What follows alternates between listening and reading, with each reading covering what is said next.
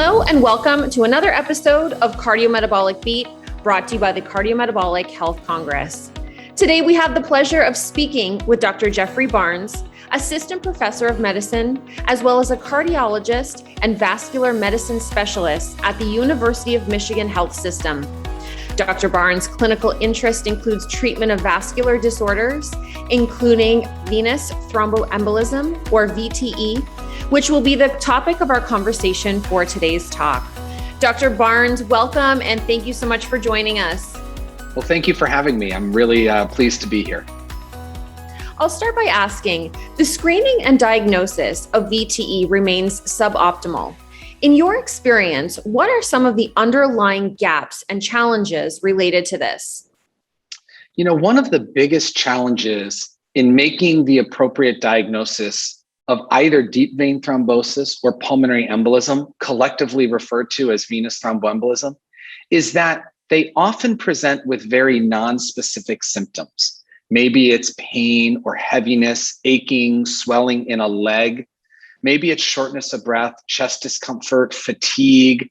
And these can often have a wide differential diagnosis. So it's important that clinicians keep deep vein thrombosis and pulmonary embolism pretty high on their differential as they're thinking about why patients may be presenting with some of these kinds of conditions.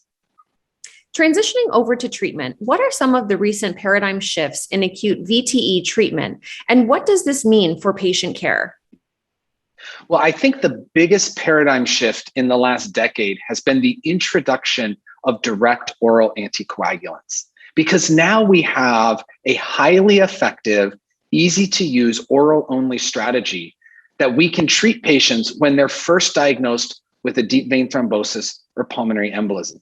Specifically, two of these drugs are available in oral-only options, both apixaban and rivaroxaban. You can start right away without the need for a heparin lead-in or low molecular weight heparin injections. These patients are usually given higher than normal standard doses for anywhere from 1 to 3 weeks, and then they transition to the standard treatment doses of both apixaban and rivaroxaban.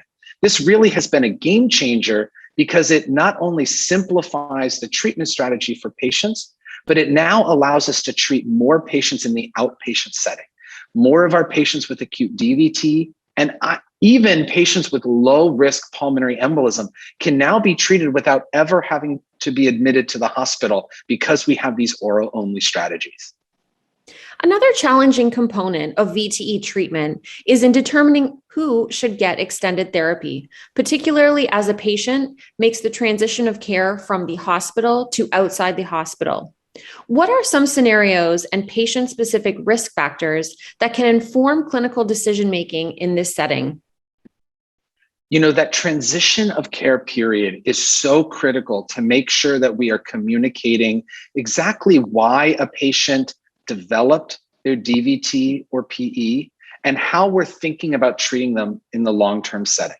Was this somebody who presented with a clearly provoked blood clot, somebody who had a transient provoking risk factor? Perhaps they just had surgery a few weeks ago, or maybe they just came after a long overseas plane ride. Maybe this is somebody who broke an ankle and had their foot in a cast and now are presenting with an acute DVT or PE. That's somebody for whom we need to make sure we communicate that clinical scenario as they transition from hospital to home so the outpatient providers can make an appropriate assessment, which usually means a short course of anticoagulation. However, other times we can't come up with a clear reason why the patient developed their blood clot. And in that situation, we are increasingly recommending longer courses of anticoagulation, what's often referred to as secondary prophylaxis or extended treatment, meaning beyond the traditional 3 to 6 months of anticoagulation. With the introduction of direct oral anticoagulants, including low doses of both apixaban and rivaroxaban, it now seems like that risk-benefit balance often tips more often in favor of extended treatment because the risk of bleeding is relatively low, the ability to take the medications is easy, and therefore we can help to continue to prevent recurrent venous thromboembolic events. And last but not least, when we speak of transitional care for VTE, what is the role of multidisciplinary team care, both in the hospital and the community setting? Well, multidisciplinary care is really becoming increasingly appreciated and frankly necessary for treating patients with acute venous thromboembolism. Let's take, for example, a patient who presents with an acute pulmonary embolism, where now pulmonary embolism response teams are becoming fairly common across the United States and around the world. This is a situation where we bring in experts from different specialties. Maybe it's an interventional cardiologist or radiologist. Maybe it's a pulmonary critical care or vascular medicine specialist. Perhaps it's an emergency room doctor. Come together and think about what's the best way to care for that patient in the acute setting. But multidisciplinary care is also important as we transition to the outpatient setting. Many of us have established post-hospital PE clinics where we often work together. Maybe there's a nurse practitioner or physician assistant who plays a key role in sort of being the central person for providing care. And then you bring in various expertise. Maybe it's a cardiologist or vascular medicine specialist to help think about long-term cardiac issues. Maybe it's a pulmonologist who's thinking about long-term dyspnea and pulmonary disease. Maybe there's a hematologist who we need to engage in case there's issues around thrombophilia. And so again, thinking about bringing these multidisciplinary groups together, thinking about physicians, mid-level providers like physician assistants and nurse practitioners, and even important specialty nurses or pharmacists are really important in making sure patients get optimal care for their venous thromboembolic event. And as a follow-up to that, what take-home messages would you like to share with the clinical community about the importance of optimal VTE diagnosis and treatment? I think there's a couple key take-home points. First is we can't make a diagnosis of VTE if we're not thinking about it. We have to keep it on our radar screen.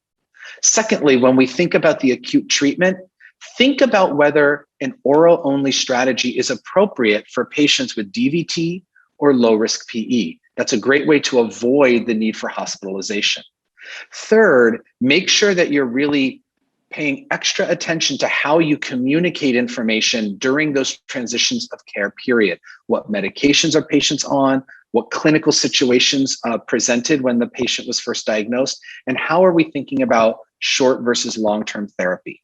And then, of course, finally, how do we bring together multidisciplinary teams with complementary expertise to ensure that our patients are getting the highest quality evidence-based care possible?